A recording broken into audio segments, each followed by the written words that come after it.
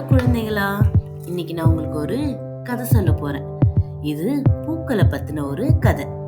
கதையை கேட்க ரெடியா இருக்கீங்களா? கதையை ரொம்ப கவனமா கேளுங்க. சரி வாங்க, இப்ப நம்ம கதைக்குள்ள போகலாம். இது ஒரு அழகான இடம். இந்த இடத்துல நிறைய பறவைகள், பூக்கள், தேனீக்கள்லாம் வாழ்ந்து வந்தாங்க.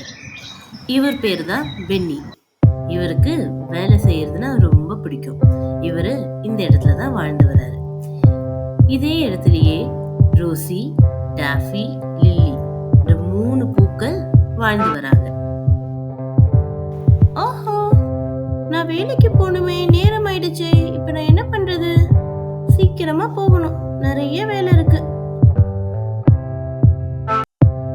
நம்ம பென்னி ஆர்வமா வேலைக்கு போறத பார்த்து ரோசி, டாஃபி, லில்லி 3 பேரும் கிண்டல் பண்ணி சிரிக்க ஆரம்பிச்சாங்க.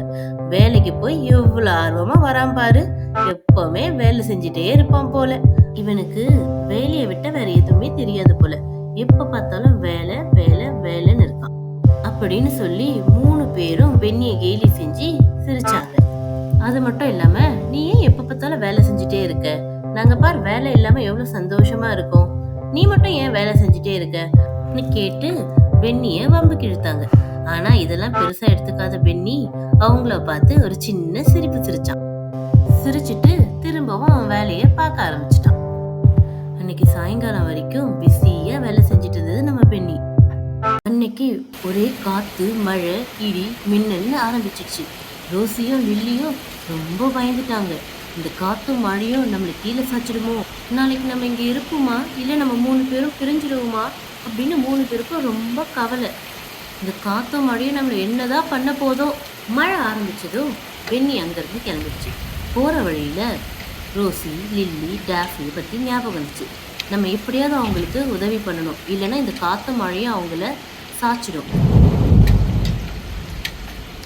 பென்னி அங்கிருந்து உடனே கிளம்பி அதோட நண்பர்கள் கூட்டத்துக்கிட்ட போய் நம்ம எப்படியாவது இந்த மழையில இருந்து நம்ம பூக்கள் நண்பர்களை காப்பாற்றணும் அப்படின்னு சொல்லிட்டு அந்த காத்து மழையில தன்னோட நண்பர்கள் கூட்டத்தை அந்த பூக்கள் இருக்கிற இடத்துக்கு கூட்டிட்டு வந்துச்சு.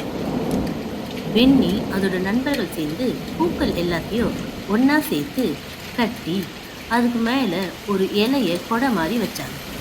அதனால மழை துளி அந்த பூக்கள் மேல படாம அந்த கொடை மாதிரி இருந்த இலை மேல பட்டு விழுந்துச்சு. அன்னைக்குன்னு பார்த்து மழை ரொம்ப நேரம் பெஞ்சிட்டே இருந்துச்சு. ஆனாலும் கொடை மாதிரி இருந்த இலை அந்த பூக்களை பாதுகாத்துருச்சு. மழை நின்ன உடனே ரோசியோட முகத்துல ஒரு பேரமைதியும் சந்தோஷமும் வந்துச்சு.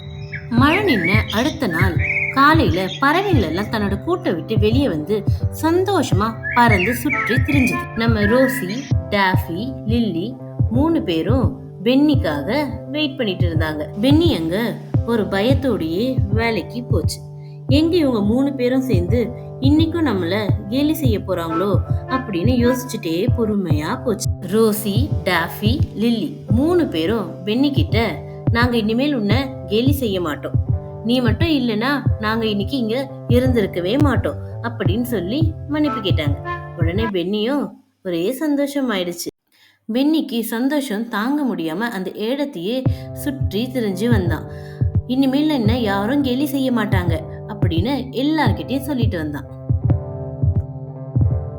சரி பசங்களா, இப்ப இந்த கதையில இருந்து என்ன தெரிஞ்சுக்கிட்டீங்க? நம்ம எப்பவும் யாரையும் கேலி செய்யவே கூடாது. ஏன்னா நம்மளுக்கு எப்ப வேணாலும் யார் வேணாலும் உதவி செய்யற நிலைமை வரலாம். அதனால நம்ம எப்பவுமே மத்தவங்க கிட்ட பணிவோட தான் நடந்துக்கணும். சரியா? உங்களுக்கு இந்த மாதிரி நிறைய கதைகளை கேட்கணுமா? அதுக்கு லைக் பண்ணுங்க, ஷேர் பண்ணுங்க, சப்ஸ்கிரைப் பண்ணுங்க.